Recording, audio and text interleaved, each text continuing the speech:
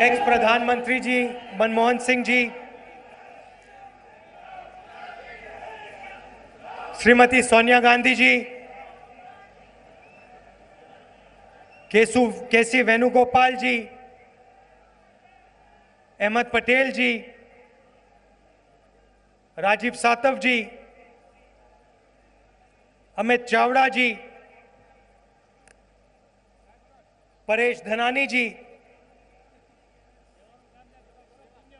Congress working committee के सब members, Gujarat के सब एमएलएज, सीनियर नेता, यूथ कांग्रेस, एनएसयूआई, सेवा दल, महिला कांग्रेस के हमारे सब लोग, प्रेस के हमारे मित्रों, भाइयों और बहनों, आप सबका यहां बहुत बहुत स्वागत। बहुत गर्मी है और हमारा प्रोग्राम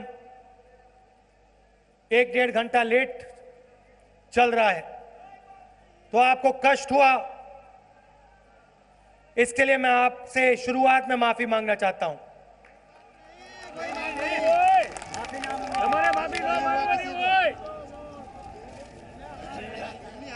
सालों बाद कांग्रेस वर्किंग कमेटी की मीटिंग गुजरात में हुई और हमने ये मीटिंग गुजरात में इसलिए की क्योंकि हिंदुस्तान में दो विचारधाराओं की लड़ाई है और दोनों विचारधारा गुजरात में आपको मिलेंगी। एक तरफ महात्मा गांधी, जिन्होंने अपनी पूरी जिंदगी का हर क्षण इस देश को बनाने में लगा दिया। आज हम उनके आश्रम में थे और अगर ये देश बना है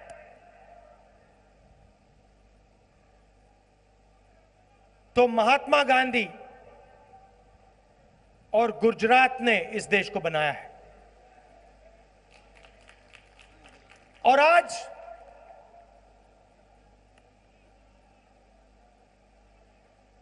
दूसरी शक्तियां इस देश को कमजोर करने में लगी हैं।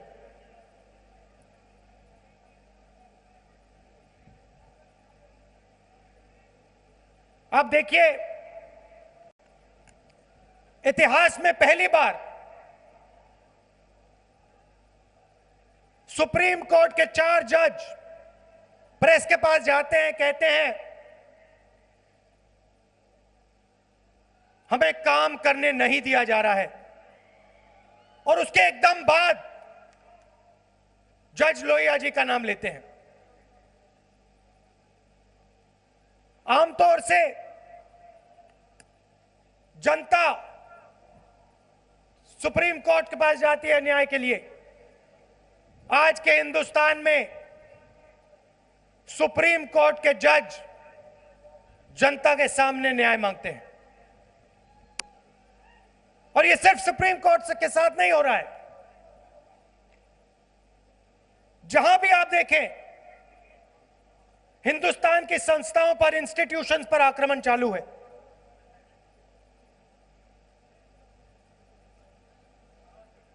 लोगों को बांटा जा रहा है, नफरत फैलाई जा रही है, और जो सच्चे मुद्दे हैं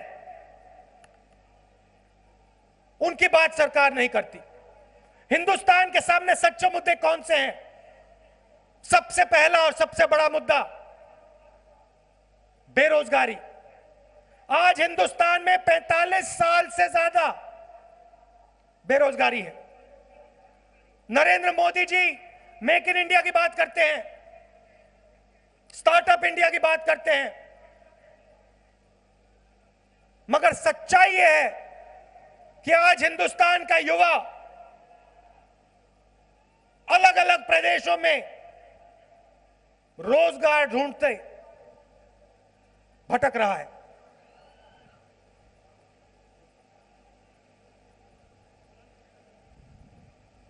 450 युवाओं को 24 घंटे में नरेंद्र मोदी जी की सरकार रोजगार देती है।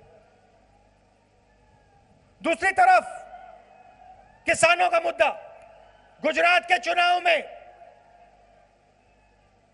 हमने किसानों की बात की और किसानों ने गुजरात में हमारी पूरी समर्थन की। और किसानों के सामने कौन से मुद्दे हैं? नरेंद्र मोदी जी 3,50,000 करोड़ रुपए 15 लोगों का कर्जा माफ कर सकते हैं, हिंदुस्तान के सबसे अमीर लोगों का, मगर हिंदुस्तान के किसान का कर्जा माफ नहीं कर सकते। 1 रुपया कर्जा माफ नहीं कर सकते हैं। उल्टा अरुण जेटली जी कहते हैं किसान का कर्जा माफ करना हमारी पॉलिसी नहीं है। किसान बीमा का पैसा देते हैं और जब आंधी तूफान आता है तो फायदा उन्हीं 15 लोगों की कंपनी को होता है। आप पैसा भरो और सीधा का सीधा पैसा उनकी जेब में जाता है। मध्य प्रदेश में, छत्तीसगढ़, राजस्थान में चुनाव थे, हमने रोजगार का, किसान का मुद्दा उठाया और हमने वहां साफ कह दिया, और वही बात मैंने गुजरात में कही थी कि देखिए हम जो कहते हैं हम करके दिखा देते हैं। और हमने वहां कहा कि अगर नरेंद्र मोदी जी 3.5 लाख करोड़ रुपए 15 लोगों का कर्जा माफ कर सकता है तो कांग्रेस पार्टी किसानों का कर्जा माफ कर सकती है। और हमने कहा कि देखिए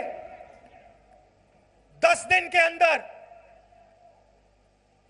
इन 3 प्रदेशों में चुनाव के जीतने के 10 दिन के अंदर कांग्रेस पार्टी किसानों का कर्जा माफ कर देगी। और प्रधानमंत्री जी ने, बीजेपी के लोगों ने कहा कि कांग्रेस पार्टी झूठ बोल रही है। भाइयों और बहनों, मध्य प्रदेश, छत्तीसगढ़, राजस्थान में 10 दिन नहीं लगे, 2 दिन के अंदर कांग्रेस पार्टी ने इन प्रदेशों के सब किसानों का कर्जा माफ कर दिया।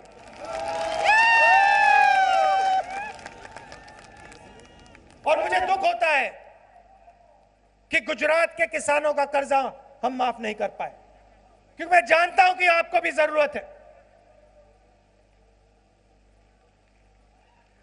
नरेंद्र मोदी जी ने नोटबंदी की, बिना किसी से पूछे 8 बजे रात को अनाउंसमेंट करते हैं कि 500 रुपए का, 1000 रुपए का नोट रद्दी हो रहा है। और गुजरात का जो एंटरप्रेन्योरियल स्पिरिट है, जो इनोवेटिव स्पिरिट है, गुजरात के छोटे दुकानदार, स्मॉल और मीडियम साइज बिजनेस, जो आपकी रीढ़ की हड्डी है, उस रीढ़ की हड्डी को एक दिन में नरेंद्र मोदी ने तोड़ दिया। करोड़ों लोगों को बेरोजगार किया, हंसते हुए किया। कहते हैं काले धन के खिलाफ लड़ाई लड़ रहा हूं। और मैं आपसे पूछना चाहता हूं, गुजरात की जनता से पूछना चाहता हूं, क्या उस भीड़ में जो बैंक के सामने खड़ी थी, क्या उस भीड़ में आपने हिंदुस्तान के काले धन वालों को देखा? क्या आपने अनिल अंबानी को देखा, नीरव मोदी को देखा, मेहुल चोकसी को देखा? नहीं।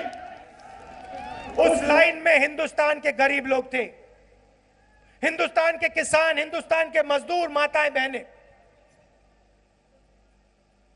15 लाख रुपए वापस करने का कहा था, मिल गया आपको 15 लाख रुपए, आ गया आपके बैंक अकाउंट में।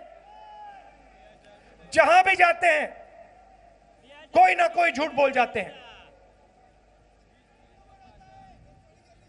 गब्बर सिंह टैक्स कहा था कि एक टैक्स होगा, सिंपल टैक्स होगा।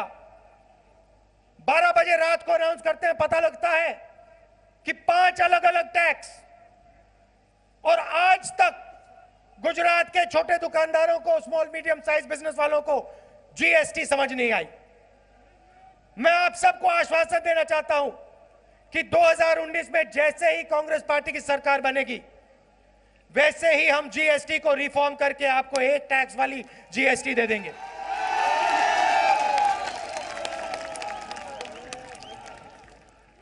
मगर नरेंद्र मोदी जी सच्चे मुद्दों की बात नहीं करना चाहते। नरेंद्र मोदी जी देश को यह नहीं बताना चाहते कि पिछले 5 सालों में उन्होंने रोजगार के लिए कुछ नहीं किया। नरेंद्र मोदी देश के किसान को यह याद नहीं दिलाना चाहते कि उन्होंने पिछले 5 साल में किसानों की बात नहीं सुनी, किसानों का कर्जा माफ नहीं किया, किसानों की मदद नहीं की। यह नहीं याद दिलाना चाहते कि उन्होंने किसान से बोनस छीना। एक के बाद एक नई बातें करेंगे।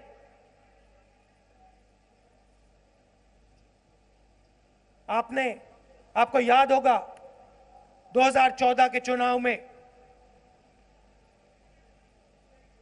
प्रधानमंत्री मत बनाओ, चौकीदार बनाओ। ये देखिए मैंने चौकीदार शब्द बोला।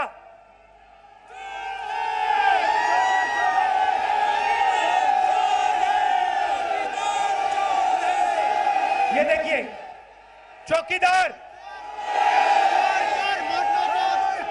तो अब कुछ और बोलने की जरूरत नहीं होती, सिर्फ चौकीदार जवाब मिलता है। और फिर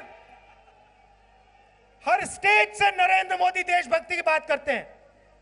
हर स्टेज से नरेंद्र मोदी बोलेंगे कि मैं देशभक्त हूं।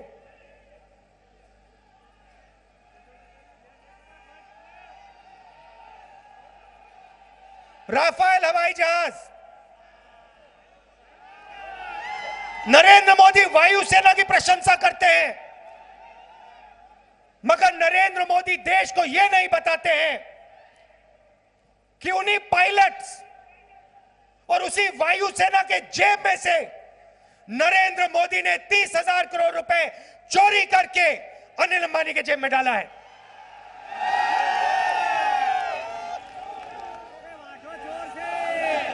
देखिए मनमोहन सिंह जी बैठे हैं, मनमोहन सिंह जी बैठे हैं, एंटनी जी बैठे हैं। यूपीए के समय एंटनी जी ने, मनमोहन सिंह जी ने एक राफेल के लिए 526 करोड़ रुपए देने के तय किए थे। मनमोहन सिंह जी ने कहा था कि एचएएल कंपनी, हिंदुस्तान की सरकारी कंपनी जिसने 70 साल से हवाई जहाज बनाए, जिसके हवाई जहाज ने पाकिस्तान में जाके बम गिराए, मिराज हवाई जहाज, उस कंपनी को राफेल का कॉन्ट्रैक्ट मिलेगा। भाई और बहनों, अनिल अंबानी ने जिंदगी में हवाई जहाज नहीं बनाया है।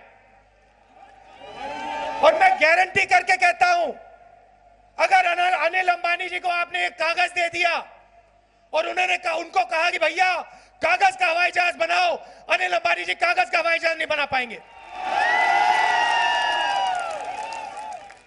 बैंक का 45,000 करोड़ रुपए कर्जा है उन पर। एचएएल कंपनी ने 3,000 करोड़ रुपए अपना पैसा हिंदुस्तान की सरकार को दिया है। नरेंद्र मोदी जी प्रधानमंत्री बनते हैं, फ्रांस जाते हैं और भाइयों और बहनों उनके साथ डेलीगेशन में अनिल अंबानी जाता है। फ्रांस के राष्ट्रपति कहते हैं कि हिंदुस्तान के प्रधानमंत्री ने मुझे मीटिंग में साफ बोला, एचएएल को कॉन्ट्रैक्ट नहीं मिलेगा, अनिल अंबानी को राफेल का कॉन्ट्रैक्ट देना पड़ेगा। और 526 करोड़ का हवाई जहाज नहीं खरीदिए, 1600 करोड़ रुपए का हवाई जहाज खरीदिए। फ्रांस के राष्ट्रपति ने यह बात बोली। होलैंड नाम है, इंटरनेट पे जाके देख लीजिए। सीबीआई का डायरेक्टर जांच करना चाहता है, 1:30 बजे रात को नरेंद्र मोदी जी उसको निकाल देते हैं। उसके बाद सुप्रीम कोर्ट कहता है कि सीबीआई डायरेक्टर को रीइंस्टेट करो, वापस लाओ। खारगे जी बैठे हैं, कमेटी पे हैं। घंटों में नरेंद्र मोदी जी ने सीबीआई डायरेक्टर को निकाल दिया, घंटों में दूसरी बार निकाल दिया। क्योंकि सीबीआई डायरेक्टर राफेल पे इंक्वायरी करने जा रहा था। गुजरात की जनता, आप मुझे बताइए, नरेंद्र मोदी जी ने आपको वायदा किया था, हम सबको वायदा किया था कि वो भ्रष्टाचार के खिलाफ लड़ेंगे। गुजरात की जनता को नरेंद्र मोदी जी से पूछना चाहिए, आपने एयरफोर्स के शहीदों का 30,000 करोड़ रुपए उनसे छीनकर अनिल अंबानी को क्यों दिया, किस बेसिस पे दिया? डिफेंस मिनिस्ट्री के डॉक्यूमेंट्स है, हिंदू अखबार में पढ़ लीजिए, साफ लिखा है। डिफेंस मिनिस्ट्री के लोगों ने साफ डॉक्यूमेंटेशन में लिखा है कि नरेंद्र मोदी चौकीदार ने पैरेलल नेगोशिएशन फ्रांस की सरकार के साथ किया। एयरफोर्स के लोगों ने, एयरफोर्स के डॉक्यूमेंटेशन में साफ लिखा है कि चौकीदार। अच्छा, देशभक्ति की बात करते हैं। पुलवामा में बम अटैक हुआ, मसूद अजहर ने बम अटैक किया, और मैं गुजरात से नरेंद्र मोदी से सवाल पूछना चाहता हूं, इस मसूद अजहर को हिंदुस्तान की जेल से पाकिस्तान किसने भेजा? बीजेपी की सरकार ने, वाजपेयी जी की सरकार ने स्पेशल हवाई जहाज में मसूद अजहर को डालकर उसको पैसा देकर कांदाहार पहुंचाया। और नरेंद्र मोदी जी, आपके जो एनएसए है, नेशनल सिक्योरिटी एडवाइजर डोवल जी, वो मसूद अजहर के साथ हवाई जहाज में एस्कॉर्ट बनकर कांदाहार गए। आप देश को समझाइए कि उन 40-45 शहीदों को जिस व्यक्ति ने मारा, उस व्यक्ति को आपने हिंदुस्तान से स्पेशल हवाई जहाज में भेजकर वापस भेजा। आप देश को यह बताइए, देशभक्ति की बात करते हैं ना, तो देश को बताइए कि मसूद अजहर को आपकी सरकार ने पाकिस्तान भेजा था। मसूद अजहर को पकड़ा किसने था? कांग्रेस पार्टी ने पकड़ा था, जेल में हमने उसको डाला था।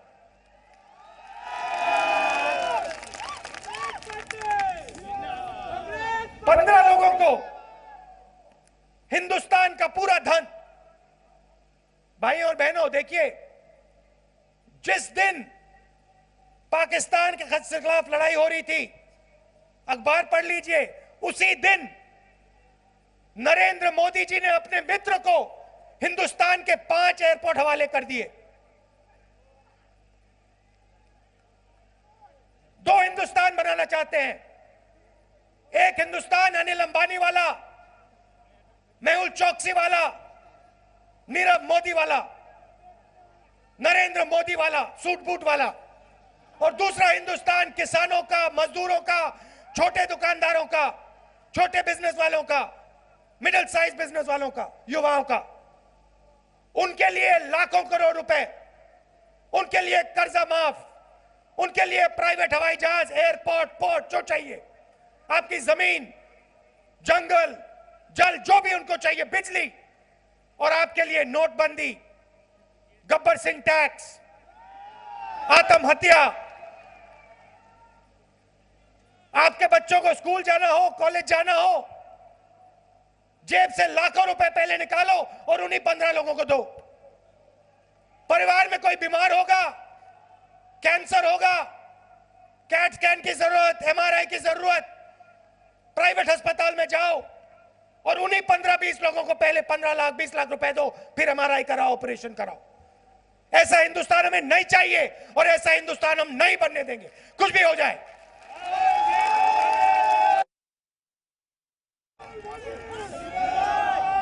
कल अखबार पढ़ रहा था, अखबार में लिखा कि इंग्लैंड की सरकार ने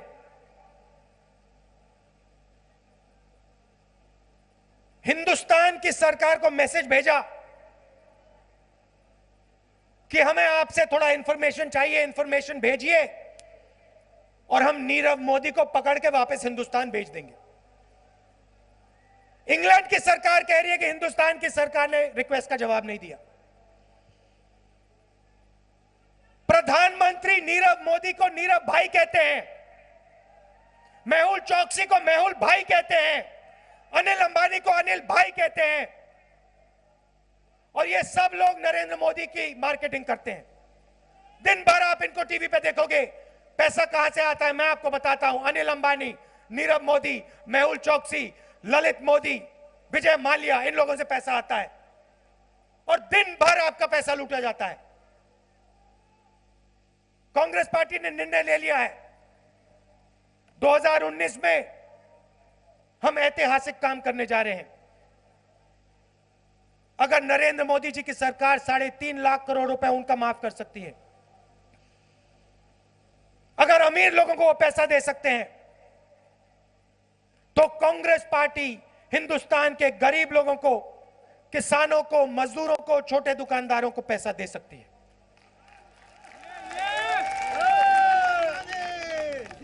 हम ऐतिहासिक काम करने जा रहे हैं और गुजरात के हर गरीब को मैं आश्वासन देना चाहता हूं,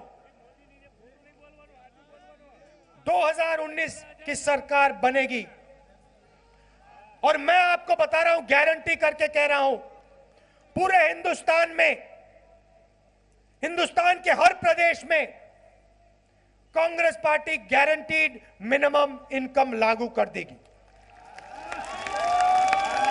मतलब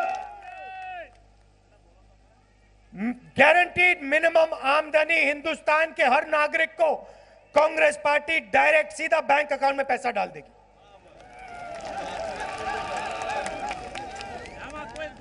ऐतिहासिक काम है, कांग्रेस पार्टी ही कर सकती है। कांग्रेस के कार्यकर्ताओं को मैं मैसेज देना चाहता हूं, देखिए गुजरात का चुनाव हुआ और आप लड़े, बब्बर शेर जैसे कांग्रेस के सब वर्कर एक होकर आप लड़े।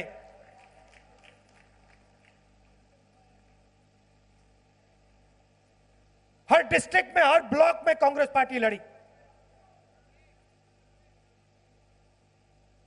और बीजेपी के लोग बच के निकले। पता नहीं कैसे निकले, मगर बच के निकले। पूरा गुजरात जानता है। और कांग्रेस पार्टी के कार्यकर्ता ने यह काम किया। यह विचारधारा की लड़ाई है। एक तरफ नफरत गोडसे, दूसरी तरफ प्यार, महात्मा गांधी और गुजरात का इतिहास।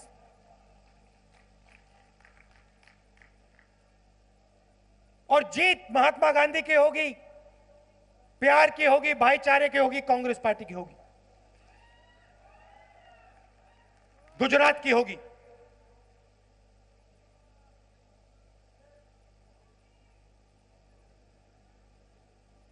तो मैं आपको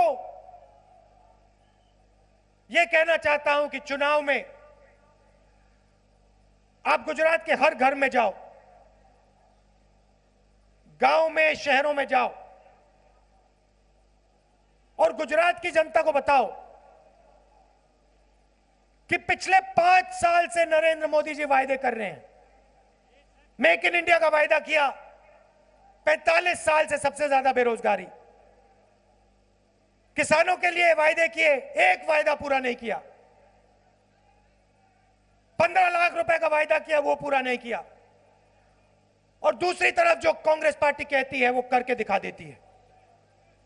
हमने छत्तीसगढ़, मध्य प्रदेश, राजस्थान में किसानों से वायदा किया, 2 दिन में हमने पूरा कर दिया। जो हम कहते हैं वो हम करके दिखा देते हैं। और इस चुनाव में सच्चाई की जीत होने वाली है, नरेंद्र मोदी जी और नफरत की हार होने वाली है। कांग्रेस पार्टी के सब कार्यकर्ताओं को मैं दिल से धन्यवाद करता हूं कि आप हमारी विचारधारा के लिए लड़ते हो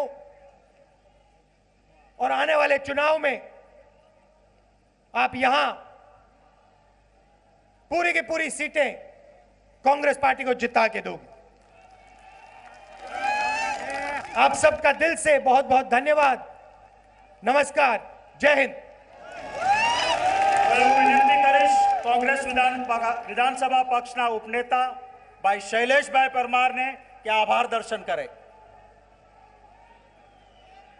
આજની આ જનસંકલ્પ તો કોંગ્રેસ અધ્યક્ષ રાહુલ ગાંધીએ સંબોધન કર્યું છે અને ભારતીય જનતા પાર્ટી પર તેમણે ખૂબ પ્રહાર કર્યા। તમામ મોરચે ભારતીય જનતા પાર્ટીની ઉપર રાહુલ ગાંધીએ પ્રહારો કર્યા છે અને તેમણે શરૂઆત કરી CWCની બેઠકથી। ત્યારબાદ તેમણે સૌપ્રથમ કહ્યું કે ગુજરાતમાં બે વિચારધારાઓની લડાઈ છે અને તે બંને વિચારધારા ગુજરાતમાં પ્રબળ છે। મહાત્મા ગાંધીજીએ પોતાની આખી જિંદગી દેશને બનાવવામાં લગાવી દીધી અને ભારત દેશ બન્યો છે મહાત્મા ગાંધી અને ગુજરાતના કારણે। તેની સાથે જ તેમણે કહ્યું કે આજે અમુક શક્તિઓ દેશને નબળો કરી રહી છે।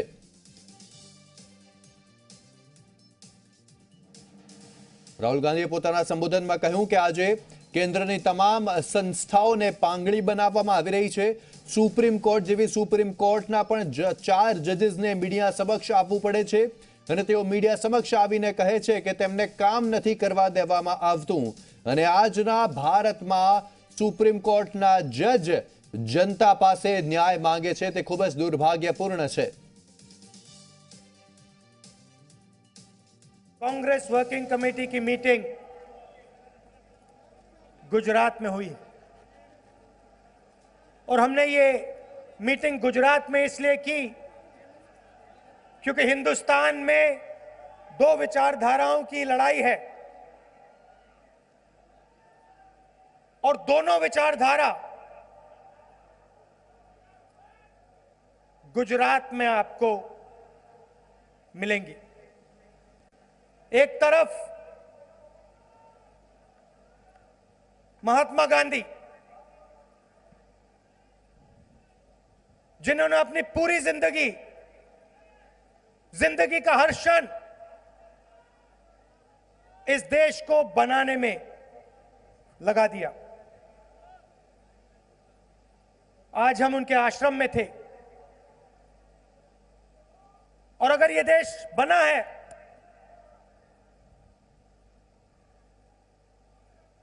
तो महात्मा गांधी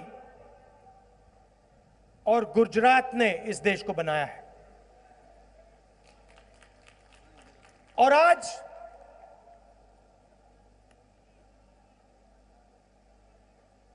दूसरी शक्तियां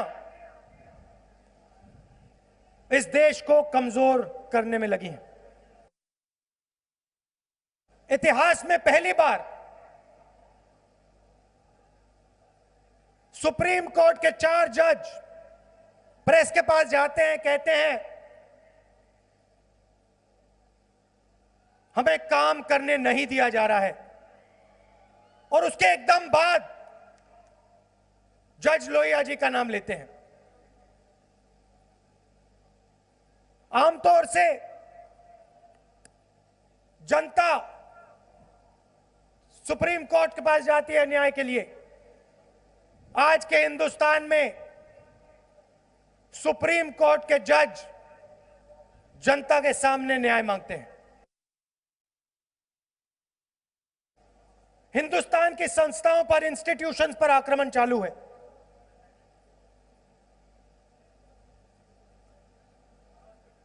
लोगों को बांटा जा रहा है, नफरत फैलाई जा रही है और जो सच्चे मुद्दे हैं उनकी बात सरकार नहीं करती। हिंदुस्तान के सामने सच्चे मुद्दे कौन से हैं? सबसे पहला और सबसे बड़ा मुद्दा बेरोजगारी। आज हिंदुस्तान में 45 साल से ज्यादा बेरोजगारी है। Narendra Modi ji make in India की बात करते हैं, स्टार्टअप इंडिया की बात करते हैं, मगर सच्चाई यह है कि आज हिंदुस्तान का युवा अलग अलग प्रदेशों में रोजगार ढूंढते भटक रहा है।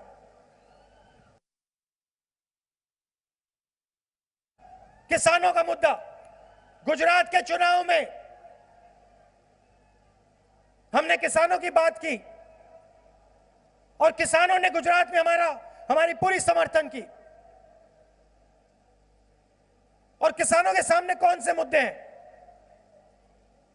नरेंद्र मोदी जी 3,50,000 करोड़ रुपए 15 लोगों का कर्जा माफ कर सकते हैं, हिंदुस्तान के सबसे अमीर लोगों का, मगर हिंदुस्तान के किसान का कर्जा माफ नहीं कर सकते।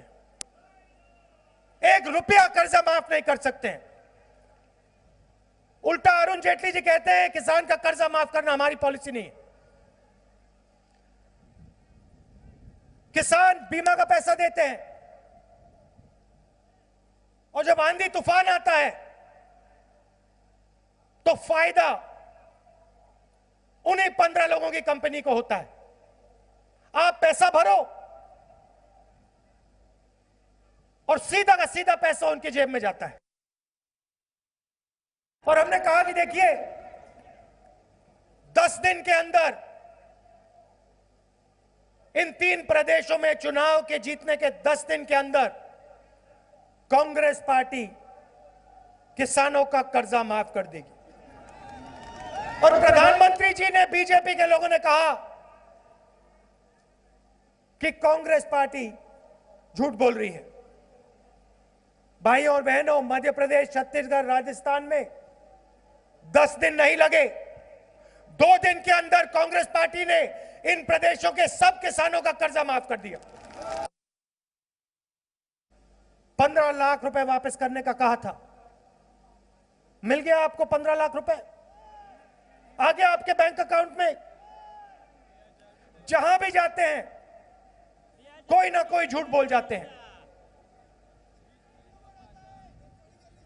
गब्बर सिंह टैक्स कहा था कि एक टैक्स होगा, सिंपल टैक्स होगा। 12 बजे रात को अनाउंस करते हैं, पता लगता है कि 5 अलग अलग टैक्स। और आज तक गुजरात के छोटे दुकानदारों को, स्मॉल मीडियम साइज बिजनेस वालों को जीएसटी समझ नहीं आई। मैं आप सबको आश्वासन देना चाहता हूं कि 2019 में जैसे ही कांग्रेस पार्टी की सरकार बनेगी, वैसे ही हम जीएसटी को रिफॉर्म करके आपको एक टैक्स वाली जीएसटी दे देंगे। 2014 के चुनाव में